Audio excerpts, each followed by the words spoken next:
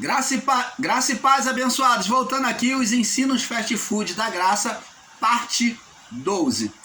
Então, como falava aqui, existem irmãos que estão aí ensinando que o homem iria morrer, que Deus deu um corpo que o homem iria morrer mesmo, que esse corpo que Deus deu a Adão e Eva era um corpo que não era para a eternidade. Quem disse isso? Quem disse isso? Ensinar assim, como falei aqui no final da fala, na parte 11, é não entender a ressurreição de Cristo. É dizer que o corpo ressuscitado de Cristo seria desfeito. E isso é verdade? Não. Olha o que os anjos falaram para... Vamos lá no livro de Atos. Atos capítulo 1.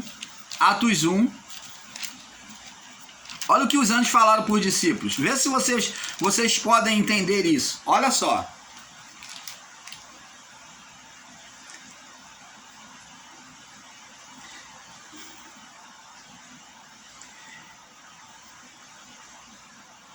Vamos ler do verso 5 até o 11 para ter um perfeito entendimento, para não ficar deslocado, tá? Fora do contexto.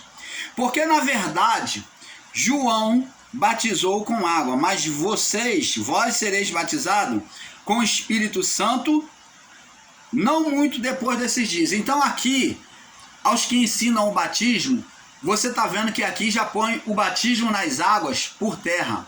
Não é mais necessário. João batizou com água para arrependimento. Agora ele diz aqui, mas vocês serão batizados, não muito depois desses dias, com o Espírito Santo. Então não é mais necessário o batismo com água. Quem batiza com água é porque não entendeu a palavra. Não traz nenhum malefício, nenhuma condenação, não. Se uma instituição quer batizar com água e o batizado aceita, não existe nenhuma condenação nisso. O batismo apontava apenas um acontecimento daquilo que haveria com o Cordeiro. E agora, diante da vinda de Cristo e ele tendo cumprido a promessa da cruz, o batismo é algo desnecessário. Ele não traz nenhum malefício. Ensinar o contrário, dizer que o batismo traz maldição é errado, é equívoco, porque batismo nas águas não traz condenação. Ele não tem efeito mais nenhum. Não traz bem e nem traz mal. O batismo agora oferecido por Cristo é o batismo no Espírito Santo. É o batismo que vem pela entrada da palavra, né, que é a transformação do Espírito Santo em nós. Esse é o batismo que acontece dia a dia em nossa vida. Aqueles, pois, que haviam reunido, perguntaram os discípulos: Senhor, restaurarás tu neste tempo o reino a Israel? Disse-lhes: não vos pertence saber os tempos ou as estações que o Pai estabeleceu pelo seu próprio poder. Mas recebereis o poder do Espírito Santo, que há de vir sobre vós. E ser-me-eis testemunha tanto em Jerusalém, como em toda a Judéia e Samaria, e até os confins da terra. E quando diziam isto, vendo eles, foi elevado à altura. Então, vendo quem? Os discípulos vendo Jesus ser erguido à altura, ser levantado aos céus. Numa nuvem, sendo elevado às alturas, e uma nuvem o recebeu, ocultando-os a seus olhos. Então, estando eles com os olhos fitos no céu, verso 10, enquanto ele subia, olhando Jesus subir, eis que junto deles se puseram dois homens vestidos de branco. Existe passagem, está escrito dois varões. Aqui são anjos em aparência humana. A palavra quando diz varão é anjo com aparência humana. Anjos materializados num corpo físico, com um corpo espiritual, com um corpo como o de Cristo que ressuscitou. O quais lhe disseram: homens galileus, por que estáis olhando para o céu? Por que vocês estão aí olhando para o céu? Estão abismados. Este Jesus que dentre vós, que entre vós foi recebido em cima no céu, ele há de vir como para o céu o viste. Ele há de vir como para o céu o viste. Quando é que Jesus vai vir? Quando é que vamos ver Jesus voltar? Ele vai vir assim, aos olhos físicos? Não. Aqui a palavra está bem clara. Aqui se você olhar bem, parece ser uma incógnita. Esse Jesus que vocês estão vendo aí, que é recebido nos céus, ele há de vir como para o céu o viste vir. Como que para o céu o viste vir? Você vai passar desta vida para outra e vai ver Jesus. O anjo está dizendo, da mesma forma que aconteceu com Jesus, na transformação dos corpos, Jesus com um corpo transformado subiu, vocês também vão ver também, vocês vão ter o corpo transformado e ao abrir os olhos para outra vida, vocês vão se ver diante dele. Essa nuvem fala da separação, do juízo. Uma nuvem o encobriu. Fala de separação, de juízo.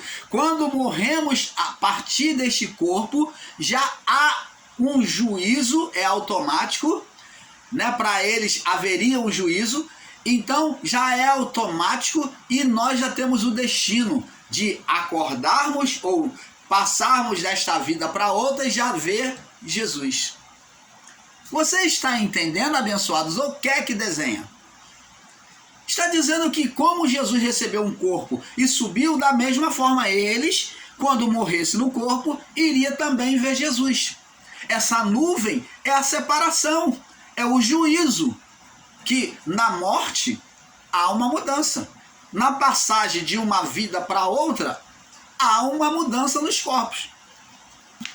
Você está entendendo, abençoado? Então, serpente, abençoado, ensinar Jesus com literalismo, ensinar serpente com literalismo, dizer que serpente é a carne do homem, é você dizer que Jesus, ele ali foi amaldiçoado, como o irmão Paulo também já errou. Eu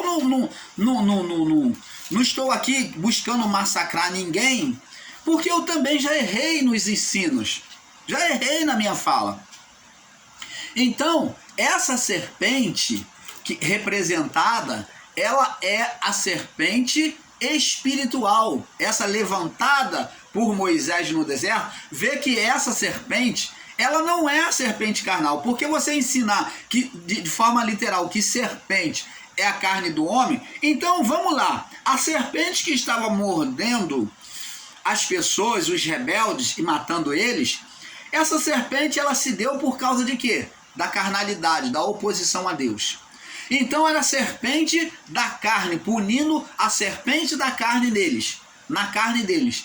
Agora, se a serpente se serpente de forma literal é carne do homem, então Jesus então é carne lutando contra a carne. Mas Paulo já ensina o contrário. Ele diz porque a carne milita contra o espírito. Uma serpente de frente para outra. Uma serpente carnal com uma serpente espiritual. Então o bastão de Hermes estava certo, estava. O bastão de Hermes fez a representação certa, mostrando a serpente dos desejos da carne e a serpente do desejo espiritual. Jesus, ele fez na cruz a representação das duas serpentes. No corpo, ele sacrificou o diabo, esmagou a cabeça do diabo, que é o seu próprio corpo, a sua própria natureza carnal, acabando com a legalidade do ser espiritual que dominava a carne, a mente do homem. Então ali ele não só quebrou as condenações da carne, do corpo, da vida física, que o homem trazia, as condenações, da carne, ele fez essa separação, dizendo que a carne não mais dominaria, a carne adâmica não mais dominaria o homem. Os desejos da carne adâmica não mais dominaria, porque ele venceu a carne. Ele se entregou na cruz. Ali era a serpente de Eva, a serpente da carne que estava sendo crucificada, sacrificada, o cordeiro. Ele foi de forma perfeita, sem erro, sem condenação da lei. O cordeiro lavado em água limpa, sem defeito, sem mancha, não era coxo, não era caolho, não tinha defeito na pata, não tinha nenhum defeito que a lei pudesse condenar. Ele foi a representação do Adão no seu estado antes do pecado. Ele falou, é assim que tinha que ser. É assim, eu estou aqui me apresentando e desfazendo as obras do diabo, as obras de Adão que se entregou, que trouxe o diabo, o Satanás. Eu estou expulsando, eu estou renunciando e tirando o império dele. Então ele desfez com as suas obras, na entrega na cruz, ele desfez tudo isso, toda essa legalidade, essa maledicência que estava diante dos olhos de Deus. Agora, na morte da cruz, ali a serpente da carne dos desejos, que é a serpente de Eva, que é a representação de Eva, que é da carne, ela foi crucificada. Agora, a serpente do primeiro Adão perfeito, que é Jesus foi o segundo Adão, a serpente espiritual, que foi a levantada no deserto, que agora iria tirar toda a condenação, após a condenação, agora vem o efeito. Se foi tirada a condenação, Paulo diz, nenhuma condenação há para os que estão em Cristo Jesus. Se foi tirada a condenação, agora vem o efeito sobre a criação. Os espíritos agora seriam avivados, tirados daquele estado de escravidão, de deformação. A serpente espiritual, como no deserto, assim como Moisés levantou a serpente no deserto, assim importa que o Filho do Homem seja levantado. Então, agora ele levantado na cruz, quando ele cumprisse a condenação da serpente na carne nele, então agora entra a atuação da serpente espiritual, que é a serpente levantada, a serpente da justiça, de bronze, da justiça de Deus sendo erguida para para tirar a condenação. Aí cumpriu-se a palavra de Isaías 53. Ele levou sobre si as nossas doenças, as nossas enfermidades. Se fez maldito por nós. O castigo que nos traz a paz estava sobre ele. Foi sobre a serpente dos desejos da carne. Então, agora triunfou a serpente espiritual. Ele restabeleceu o reino ao Pai. Dá um glória a Deus aí, amado. Canal Luzes da Graça, trazendo a perfeita revelação de Deus para você. Então, você está entendendo agora? Literalizar a serpente como a carne do homem é um ensino fast food da graça. Porque Jesus ali foi a serpente espiritual. Ele fez na cruz a representação da serpente física, da carne, da maldição, da condenação, e fez a representação da serpente da reparação, da serpente espiritual, da vivificação. Você está entendendo, abençoados? Agora, aí eles dizem que, não, irmão, serpente não é o diabo, não era Satanás, não. Vamos lá no livro de Jó. Vamos agora prosseguindo no entendimento. O negócio está ficando bom. Tá ficando bom. O negócio está ficando bom. Existem uns aí que estão se contorcendo de raiva aí, porque o irmão Paulo não tinha que ter trazido esse assunto. Jó capítulo 1. Vamos ler o capítulo 1 até do capítulo 1, do verso 6 até o verso 22. Vamos ler para termos entendimento. Tem que ser assim, não para não ficar texto fora do contexto. Vamos entender, vamos explicar esses nossos irmãos aí dos ensinos fast food da graça. Diz assim: num dia em que os filhos de Deus, aqui são anjos e não homens, filhos de Deus são mesmo descrito lá em Gênesis 6, num dia em que os filhos de Deus vieram apresentar-se perante o Senhor, veio também Satanás entre eles. Aí talvez você vai me perguntar, então aonde é que foi que os filhos de Deus se apresentou diante de Deus? Opa, isso é claro. Jacó, na sua visão, ele não viu que era posto uma escada no ministério dos anjos, retratando o ministério dos anjos, uma escada na terra que subia aos céus? E os anjos subiam e desciam.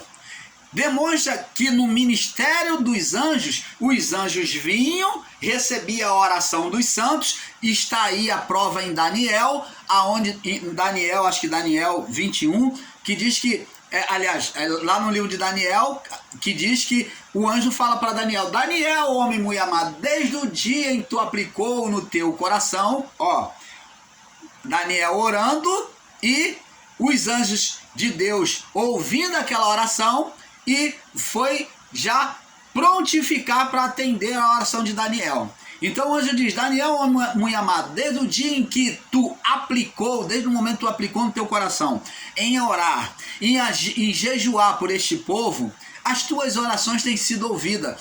Mas o príncipe do reino da Pérsia, falando sobre as forças espirituais de Satanás, localizado naquele lugar, naquela região, estava combatendo contra os anjos, tentando impedir a salvação daquele povo. Que Deus viesse redimir aquele povo, tirar eles do cativeiro. Então, ele falou: desde o dia que tu aplicaste seu coração em orar e jejuar, as tuas orações têm sido atendidas. Mas o príncipe do reino da Pérsia estava falando que estava vendo, enquanto Daniel estava orando, estava havendo um combate espiritual.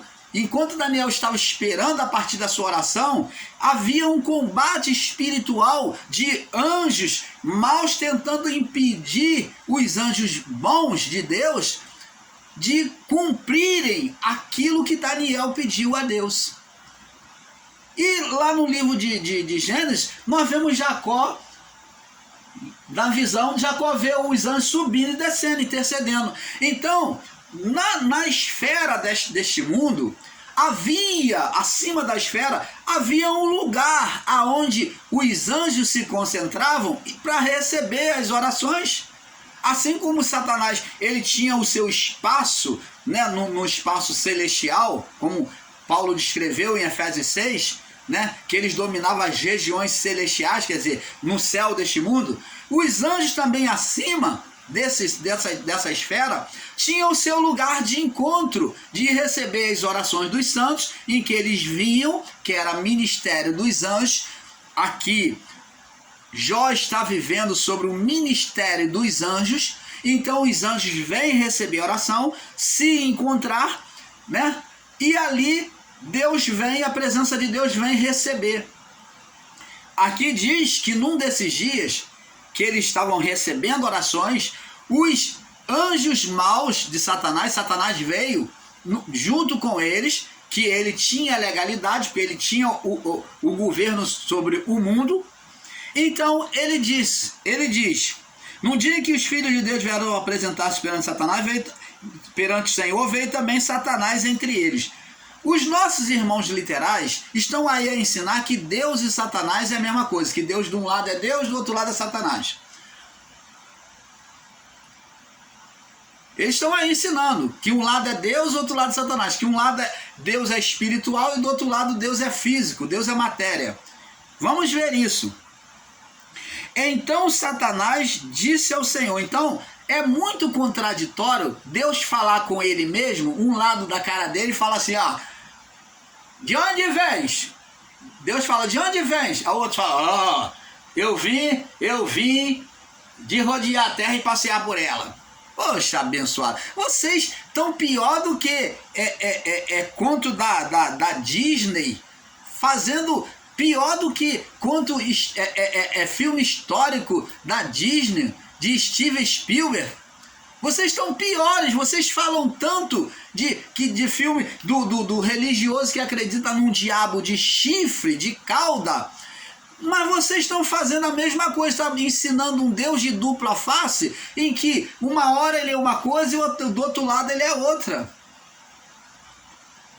Em que Deus fala com ele mesmo. Ele pergunta uma pergunta idiota, me perdoa a expressão. Ele fala uma coisa que ele mesmo sabe. Se Deus, a palavra de Deus diz que Deus é onisciente, como é que um ser onisciente vai perguntar a ele mesmo, vai falar sozinho? Como é que ele vai fazer pergunta para ele? É um Deus no estado de loucura. Tem que ter um psiquiatra aqui, ó. Deus já estava com um problema psiquiátrico. É isso que você está ensinando. Um Deus com um problema psiquiátrico, que ele pergunta para ele mesmo. Já que você diz que Deus e Satanás é a mesma coisa. Que você diz que Deus é espiritual e depois ele toma a natureza física.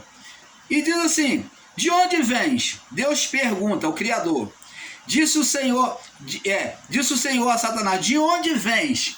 Olha a resposta de Satanás. E Satanás disse ao Senhor: de rodear a terra e passear por ela. Você, meu irmão, minha irmã, que não entende a Bíblia, recebe esse mistério agora. Recebe essa revelação.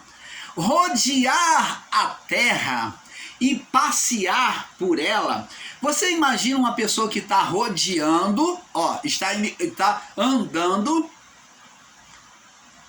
e passear. O que é passear? Colocar os braços para trás, ou estar de braços cruzados, andando, ou de braços para trás, observando. O que você lembra quando se fala de rodear e passear?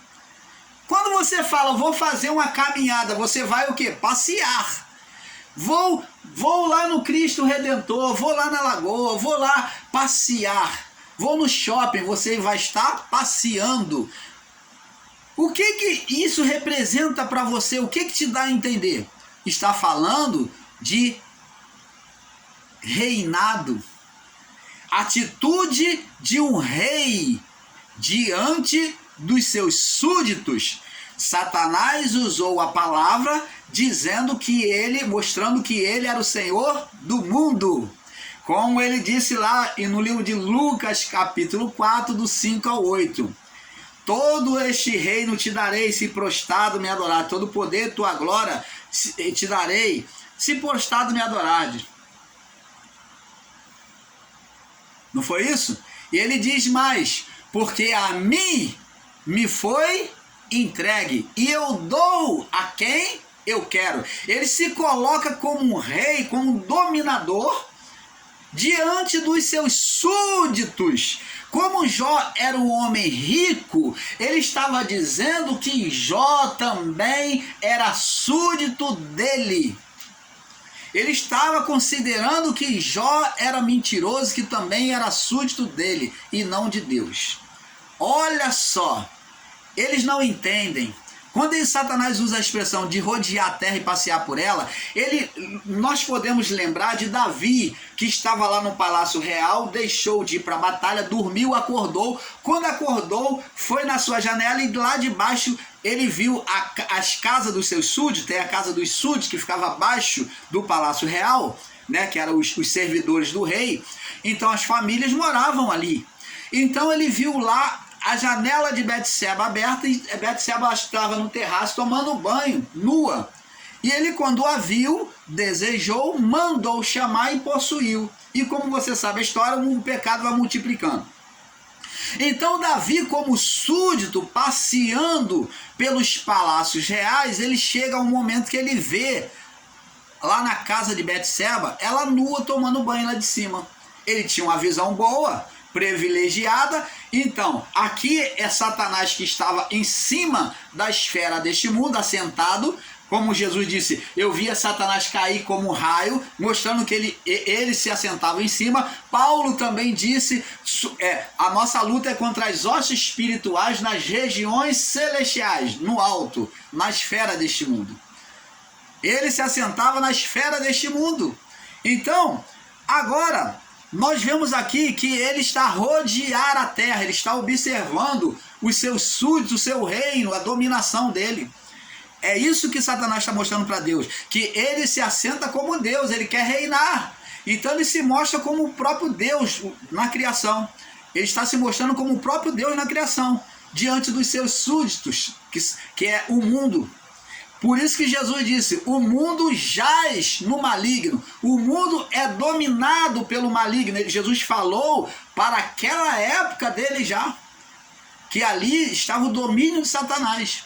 Mas esse domínio foi mudado para aqueles que querem viver o reino de Deus, não vivem o reino do mundo, não é dominado por Satanás.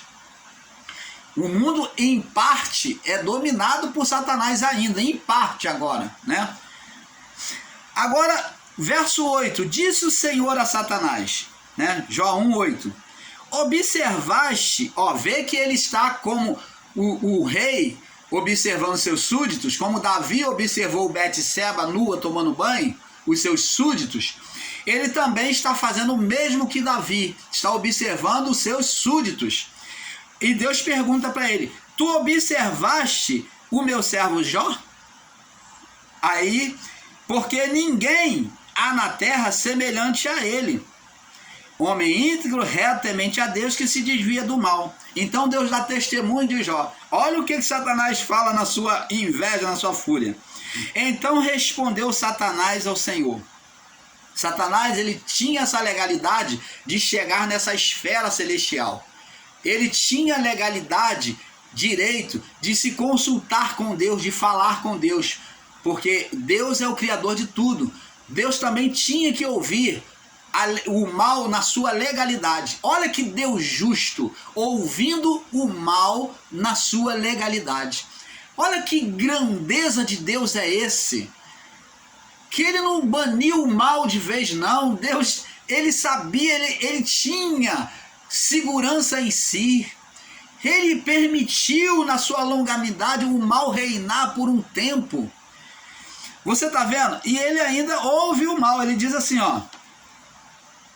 observaste meu servo Jó, porque ninguém na terra é semelhante a ele, homem íntegro, reto, temente a Deus, que se desvia do mal. Deus está falando, ele não se sujeita a você. Ele está no meu reino, ele se sujeita a mim. Apesar de estar lá, ele se sujeita a mim, ele vive o meu reino.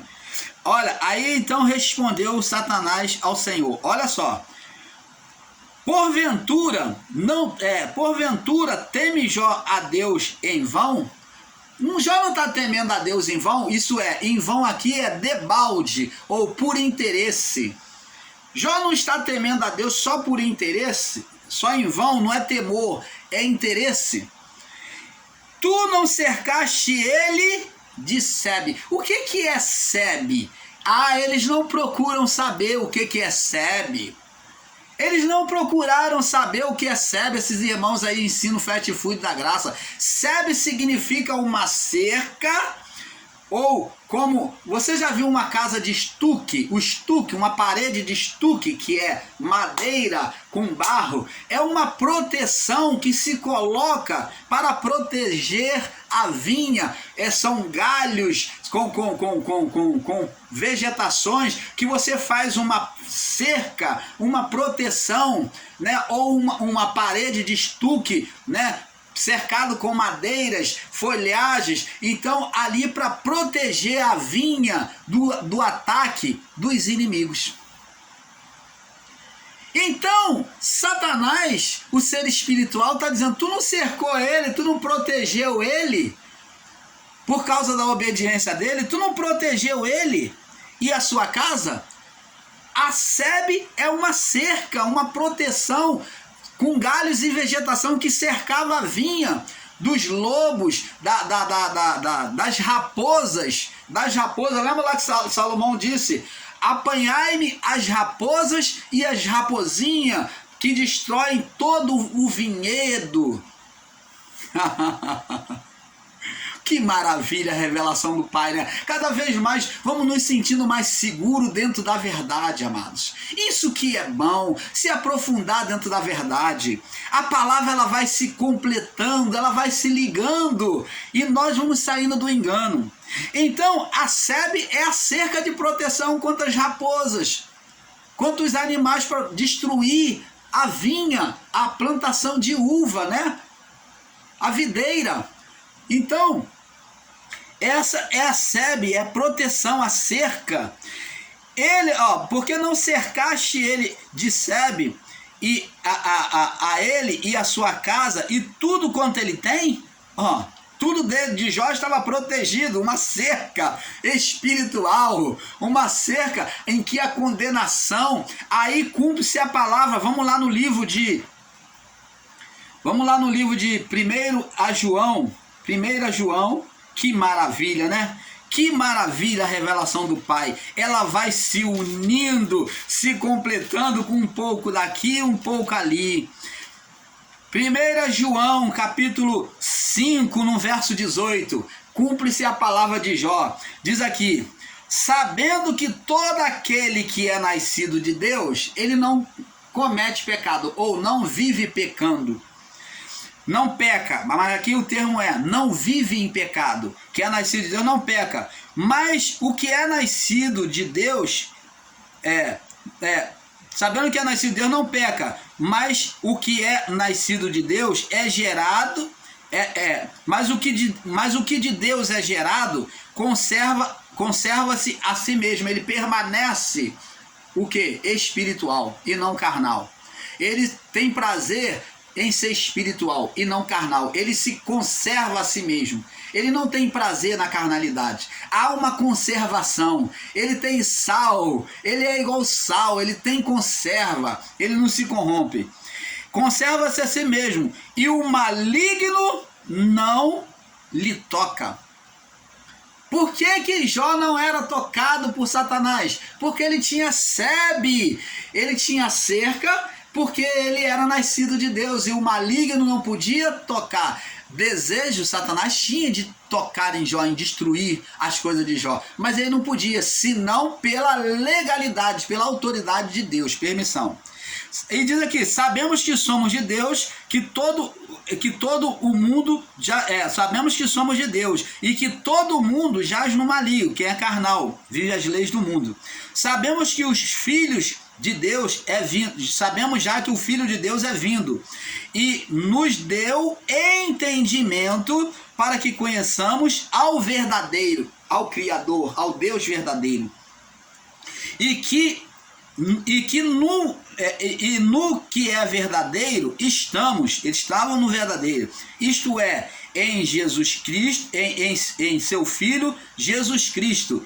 Este é o verdadeiro Deus e a vida eterna. E ainda desprezam Jesus. Diz que Jesus já não tem mais poder nenhum. Mas está aqui, esse é o Deus verdadeiro. Jesus foi colocado como Deus agora, verdadeiro, sobre a imagem do Pai.